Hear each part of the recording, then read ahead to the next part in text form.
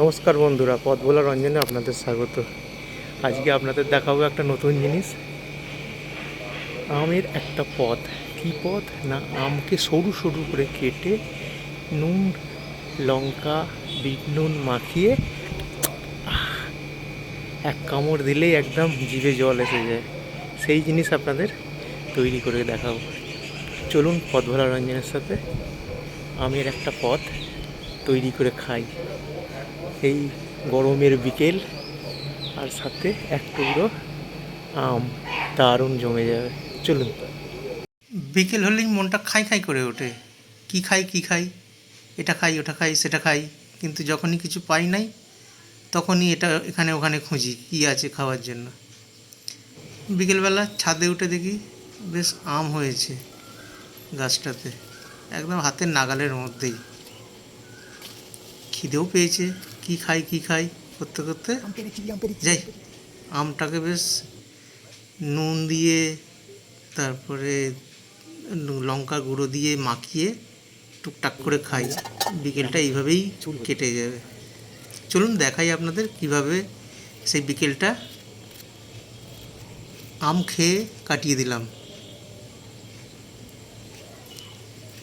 এটাকে অনেক কিছু দিয়েই করা যায়, তেল ফেল দিয়ে আম তেল মতো করা যায়, কিন্তু দরকার নেই। আমার এই চটজলদি খিদে পেয়েছে, এই খিদেটাকে মেটানোর জন্য সামনেই একটা আম গাছ, সেই আম গাছ থেকে পেড়ে বাড়িতে থাকা বিট নুন আর লঙ্কা গুঁড়ো দিয়ে মাখিয়ে, আহা, বিকেলটা যেন তুফা কেটে যাবে।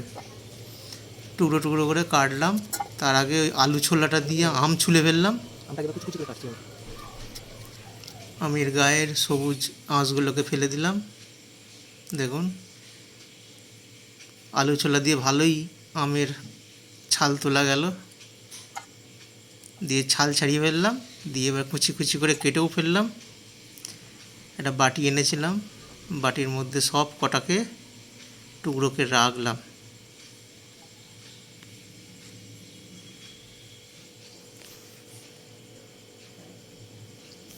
এবার কৌটো থেকে বিট নুন ঢেলে পরিমাণ মতো মাখিয়ে ফেললাম, আর তার সাথে কাশ্মীরি মির্চ, আমাদের লঙ্কা গুঁড়ো। আহা, একটু ঝাল ঝাল স্পাইসি না হলে হয়। খিদেও পেয়েছে যেমন, আর এই বিকেলটাকে একটুখানি মনে রাখার মতো করছি। উফ, জিভে জল, এক কামড়েই জিভে জল। যারা দেখছেন তাদেরও হয়তো কারোর কারোর জিভে জল এসে যেতে পারে। এটা করে দেখবেন, ভালো লাগবে। সেই বিকেলটা আমার ভালোই কেটেছিল। দেখুন না, খারাপ লাগছে না, টপাটপ করে খেয়ে যাচ্ছি, একটার পর একটা টুকরো তুলছি আর মুখে ফেলছি, তুলছি আর মুখে ফেলছি। এমনিতেই এরকম আম টক টক হয়, কিন্তু না, দারুণ লাগছিল খেতে খেতে। বলি, ভিডিওটি যদি ভালো লেগে থাকে তাহলে লাইক, শেয়ার এবং কমেন্টস করবেন।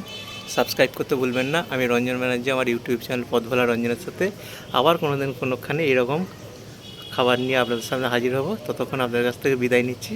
নমস্কার, ভালো থাকবেন, টাটা।